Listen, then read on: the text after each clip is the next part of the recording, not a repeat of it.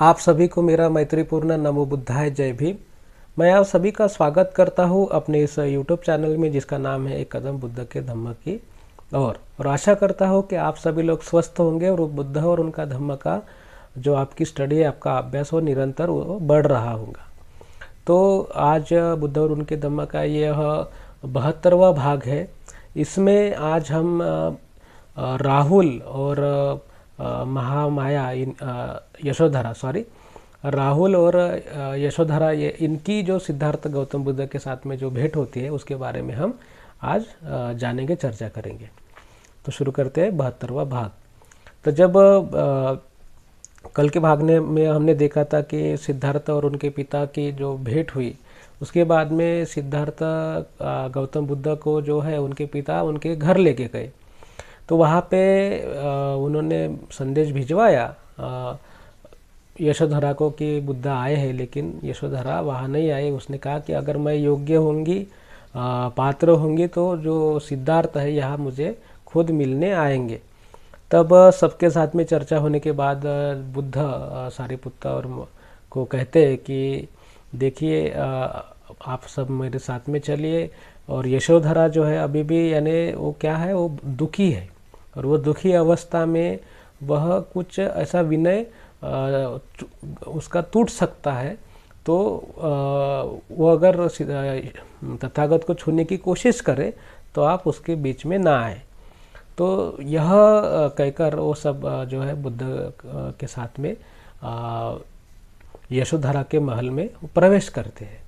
तो यशोधरा भूल जाती है कि वह बुद्ध है, शाक्य मुनि है ना, उन्होंने धम्म का प्रचार प्रसार किया है, वह संसार के गुरु है। ये सब भूल के जो है वो भावना में बह कर वो उस बुद्ध के चरणों को छूती है, पकड़ती है और रोने लगती है। फिर उसके आंसू थमते हैं, उसका दुख निकल जाता है। तब जाके वो देखती है कि जो शुद्धोधन है वह भी वहाँ पे खड़ा है। तब वो बाजू में बैठ जाती है। तो इस तरह शुद्धोधन फिर उसको सिद्धार्थ गौतम बुद्ध को क्षमा मांगते हैं कि भाई ऐसे ऐसे हुआ। वो बोलते हैं कि किस तरह, वो बताते हैं यशोधरा के बारे में कि किस तरह यशोधरा ने भी दुख सहे है। वो बोलते हैं कि जब आप संसार को त्याग के गृहहीन जी रहे थे, उसने सुना कि आपने सर मुंडवा लिया है, बाल काट लिए हैं सर के, तो उसने भी अपने घने सुनहरे बाल काट लिए। आप एक समय में खाना खाते हैं तो उसने भी एक समय में खाना खाना शुरू कर दिया। आपने जो चीवर धारण किया तो उसने भी चीवर धारण कर दिया। आपने जो यानी आपने जो यह क्या बोलते हैं आभूषण जो रहते वो आपने त्यागे तो उसने भी आभूषण त्याग दिए। तो बुद्ध कहते हैं कि यशोधरा का जो दुख है वो शब्दों में बयान करना बयान नहीं किया जा सकता, लेकिन जो उसकी जो दृढ़ता है, उसका जो निर्णय है, उसने जो मदद की है संसार को यानी गृह त्याग करने के समय में, उसके बारे में बुद्ध जो है यशोधरा को याद दिलाते हैं कि तुमने जो एक साथ दिया मुझे, उसी कारण मैं इस गृह त्याग करके इस धम्म के बारे में शोध कर पाया। क्योंकि आपको सबको पता है कि बुद्ध यानी सिद्धार्थ को गृह त्याग करने का जो अवसर आया, यानी एक उसके ऊपर जो एक वक्त आ गया, तो क्या हुआ कि यशोधरा ने खुद सिद्धार्थ से कहा था कि मैं भी अगर आपकी जगह होती तो मैं भी यही करती। तो तुम जाओ और संसार को इस दुखों से मुक्त करने के लिए एक नए मार्ग का खोज करो और वो संसार को बताओ। तो वो बोलते हैं कि तुम्हारी कोमलता, तुम्हारी भक्ति, तुम्हारी पवित्रता के कारण ही जो है मैं इस मार्ग तक पहुंच सका हूँ। मैं इस संसार को, मैं इतनी कठिन जो साधना है, कठिन जो स्टडी है, मैं कर सका हूँ। इस तरह वो संसार यानी बुद्ध जो है यशोधरा के बारे में कहते हैं कि एक बोधिसत्व को बुद्ध बनाने में तुम्हारा योगदान अमूल्य है। तुमने जो हमने जो आध्यात्मिक जो खजाना प्राप्त किया है, जो कुछ भी प्राप्त किया है, उसमें अमूल्य योगदान यशोधरा का है। यह बात वो फिर से वहाँ पे दोहराते हैं। क्योंकि जो चिंता रहती है ना किसी को कि मेरे पश्चात मेरे परिवार का क्या होगा, तो इस चिंता से यशोधरा ने मुक्त करा दिया था सिद्धार्थ को। ये हमने गृहत्याग में देखा है बुद्ध के, सिद्धार्थ के। तो इस तरह पूरा विश्वास रखकर जो है ना सिद्धार्थ वहाँ से यानी गृहत्याग करके जा सके। उसके बाद में जो उसका जो परिवार का देख रेख है यशोधरा ने बहुत ही अच्छी तरीके से की है। ये भी हमने करेंगी यह भी सिद्धार्थ को पता था, इसलिए वो निश्चिंत होकर वो वहाँ पे जो बाकी का जो मार्ग है उसका जो अभ्यास करने लगे, है ना, परीक्षण करने लगे। और उन्होंने फिर अपने इस जो ज्ञान है वो संसार को देना शुरू कर दिया। तो यानी सिद्धार्थ ने यशोधरा की जो योगदान है उसको कभी नकारा नहीं। गौतम बुद्ध ने यशोधरा के उस महान योगदान को ध्यान में रखते हुए ही यानी अंत तक, यानी पहले भी सिद्धार्थ अवस्था में यानी बोधिसत्व अवस्था में भी सिद्धार्थ को ये पता है कि सिद्धार्थ की मदद यशोधरा कर रही है, और बुद्ध होने के पश्चात भी सिद्धार्थ गौतम बुद्ध यशोधरा के जो योगदान है उसको मानते हैं, उसको यानी कम नहीं लिखते हैं। यानी बोधिसत्व अवस्था में भी यशोधरा के तरफ देखने का सिद्धार्थ का नज़रिया वही था जो बुद्ध बनने के बाद में भी नहीं बदला। यानी यशोधरा ने जो किया, यशोधरा ने जो बात सिद्धार्थ को बताई, यानी वो क्या थी, योग्य थी, ये बुद्ध ने वहाँ पे मान्य किया है।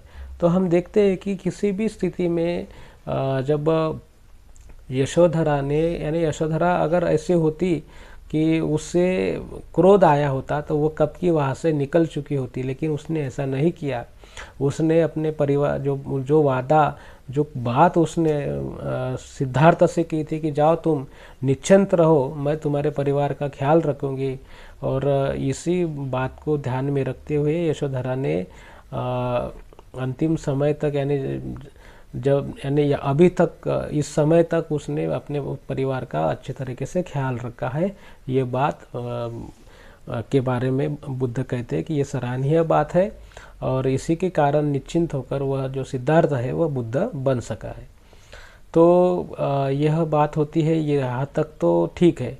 लेकिन देखिए कि क्या है कि इस बात को समझती है यशोधरा कि संसार कितना दुखी है, और संसार में कितने यानी किस वजह से यह दुख प्राप्त हुआ है, दुख होता है।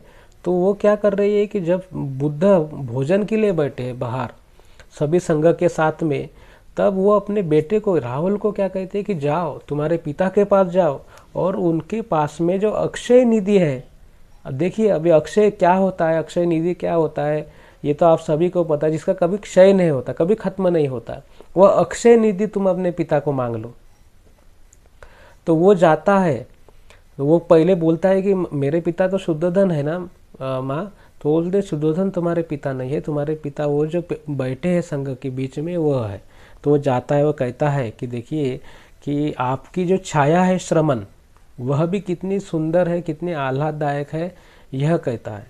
तो बुद्ध का स्वरूप हम देख सकते हैं कि जिसके मन में ना कोई यानी उलझन है, ना कुछ दुविधा है, इस तरह से एक आधा व्यक्ति होता है तो वो स्थिर होता है, और उसको देखते ही मन प्रफुल्लित हो जाता है।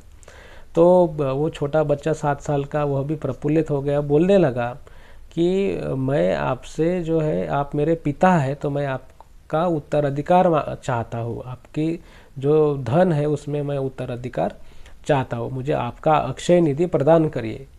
तो उस बुद्ध कुछ नहीं कहते, बुद्ध भोजन करते हैं, हाथ धोते हैं, फिर सबको आशीर्वाद देते हैं, तो और विदा लेते हैं सबकी। तो देखिए उसके साथ में उसके पीछे पीछे राहुल भी चलने लग गया और मांगने लगा कि मेरा उत्तराधिकार। तो सारिपुत्र की तरफ देखते हुए बुद्ध कहते हैं कि मैं इसको क्या दूँ, मैं इसको संसार का जो धन दौलत है ये नहीं दे सकता, क्योंकि वो धन दौलत आती है तो उसके साथ में पीड़ा भी लाती है, समस्या भी लाती है कि नहीं। संसार, मैं इसके बारे में आपको बहुत बार बता चुका हूँ कि जब भी हम ऐसे चीज़ों को साथ में ढोते हैं जो भौतिक है, दिखने वाली चीज़ें, तो खत्म होने वाली है, नष्ट होने वाली है। आप अगर जाओ पैसा लेके रास्ते से जाओ, है कि नहीं, तो आपको लगेगा कोई चोरी तो नहीं ले लेगा, है कि नहीं। आप अपने घर में रखे पैसे तो आप वापस गए तो आपको लगता है कि चोरी तो नहीं हो जाएंगी। और ऐसे बहुत बार हो जाता है कि लोग का पैसा, लोगों के जो मूल्यवान वस्तुएं उनके घर से चोरी हो जाती है। देखिए जो कुछ भी करोड़पति अरबपति जो लोग होंगे वो रास्ते पे नहीं घूम सकते हैं ना, उसको सिक्योरिटी वगैरह चाहिए होती है, क्योंकि वो उनके जीवन को खतरा उनको महसूस होता है। तो ऐसी बहुत सी चीज़ें हैं, वो भौतिक वस्तुओं के कारण ही हमें समस्याओं का सामना करना पड़ता है, वो दुख लाती है, समस्याएं लाती है। लेकिन मेरे पास में जो निधि है वह अगर तुम चाहते हो, वो उसको संभालने की योग्य तुम हो, खुद को समझते हो, सामर्थ्य तुम में हो, तो मैं वो उस निधि का, मेरे पास में बहुत विपुल मात्रा में अक्षय निधि है जिसे मैं धम्म कहता हूँ। तो क्या तुम्हें वो धम्म चाहते हो? क्या तुम संघ में प्रवेश चाहते हो? तब वो कहता है हाँ निश्चित ही मैं चाहता हूँ।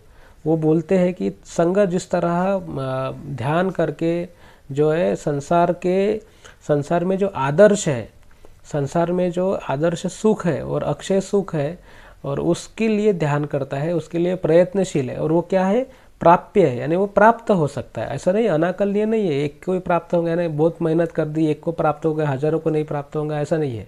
जैसे आप यूपीएससी की पेपर दीजिए, एग्जाम दीजिए, जगह 1000 होंगे और लाखों लोग बैठे होंगे, तो क्या लाखों लोगों को यूपीएससी पास करके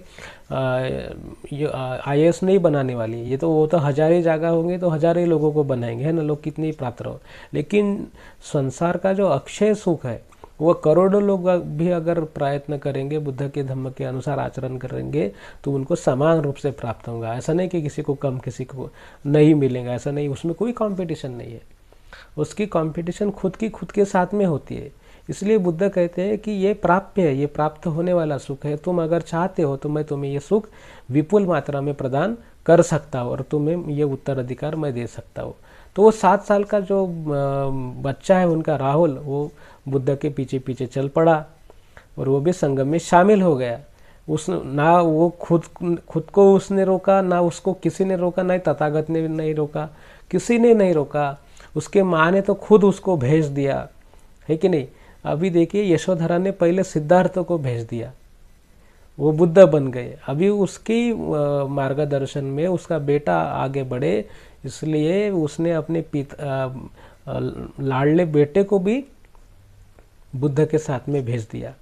तो यह होती है एक, यानी परंपरा निर्माण करना, एक यानी एक आदर्श, एक कुछ क्या आदर्श जीवन है ना। उसको वो तो वहाँ पे रानी जैसी थी, तो उसका बेटा भी युवराज बनता था, है ना, उसको राजा बनता था। लेकिन अगर शुद्धोधन ही दुखी है, सभी राजा दुखी है, पैसों के लिए दुखी है, राज्य के लिए दुखी है ना, हिंसा के लिए दुखी है, आक्रमण के लिए दुखी है, तो वो उससे क्या राहुल खुश होने वाला है? यह जो यशोधरा है वो जानती थी।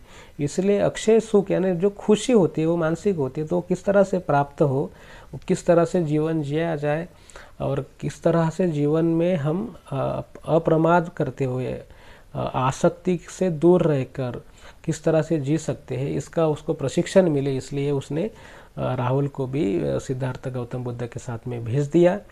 फिर जब ये बात सुनी शुद्धोधन ने, तो वो क्या हो गया, दुखी हो गया कि अरे रे मेरा पोता भी चला गया। लेकिन यहाँ पे यशोधरा का जो कुछ, यानी यशोधरा का जो त्याग है, जो बलिदान है, वह पहले तो उसने अपने पति को संसार त्याग करने के लिए सहयोग प्रदान किया, फिर अपने कलेजे के टुकड़े को भी अपने से दूर कर दिया ताकि उसका भावी जीवन सुखी हो सके, है ना। तो ये कभी नहीं कोई करता, इतना हिम्मत को उसने कोई नहीं दिखाता। तो यह जो सिद्धार्थ और यह जो यशोधरा का त्याग है वह महान त्याग है। आज की कोई औरत, कोई महिला इस तरह से कार्य करते हुए नहीं दिखती है। लेकिन यानी इससे विपरीत तो होता है, हमने तो देखा है बहुत बार कि वो यानी अपने पति को उसके परिवार से तोड़ती है, अपने आसक्ति में बांध रखती है ना। वो बहुत होता है वैसा, और लोगों को वो अच्छा जीवन लगता है तो उनके भी अनुसार वो जीवन हो सकता है। लेकिन यशोधरा, यह जो अभी 2500 साल से भी ज़्यादा साल पहले एक महिला थी, वह लेकिन उसके नाम और कार्य के कारण वो अभी भी प्रसिद्ध है और उसका आदर्श लेने योग्य है। ये इस बात हम इस साल में भी, ये 2024 का साल चल रहा है ना, तो इस साल में भी अगर हम 2500 साल पहले की बात करते हैं, उसका उल्लेख करता है, तो देखिए उतना उसका कितना बड़ा गौरव है। तो इस और उसको आदर्श भी मानते हैं, तो इससे बड़ा आदर्श अभी तक नहीं हुआ, ये हम देखते हैं। तो हमें आदर्श तत्वों का पालन करना चाहिए, आदर्श के साथ चलना चाहिए। जीवन हमारा अकेला का नहीं होता, हमारे जीवन हम जब आते हैं तो एक दूसरे के साथ में बंधे होते हैं। तो सभी लोगों के लिए हमें कार्य करना होता है, ताकि हमारा और दूसरों का भी जीवन जो है वो सुख और शांतिमय हो सके। तो आशा करता हूँ कि आज का एक भाग आपको समझ में आया होगा। कुछ सवाल होंगे तो नीचे ही कमेंट्स में लिखिए। इस आई बटन पे क्लिक करके बुद्ध और उनके धम्म के प्रासंगिक के वीडियोस आप देख सकते हैं। और वीडियोस को लाइक करिए, शेयर करिए अपने दोस्तों, मित्रों और परिवार के लोगों के साथ में, ताकि उनको भी अच्छा आदमी किस तरह से बना जाता है, बनना चाहिए, क्यों बनना चाहिए, इसके बारे में भरपूर जानकारी प्राप्त हो सके। चैनल को सब्सक्राइब करिए और बेल आइकन भी दबा दीजिए, ताकि जो है नोटिफिकेशन आपको मिले। पर चैनल को सब्सक्राइब जरूर कीजिए, क्योंकि बुद्ध और उनके धम्म का प्रसार प्रचार करने के लिए आप सभी का सहयोग प्रदान हो सके। अंत में आप सभी के प्रति मैं मंगल कामनाएं व्यक्त करता हूँ और अपने वाणी को देता हूँ विराम। नमो बुद्धाय, जय भीम।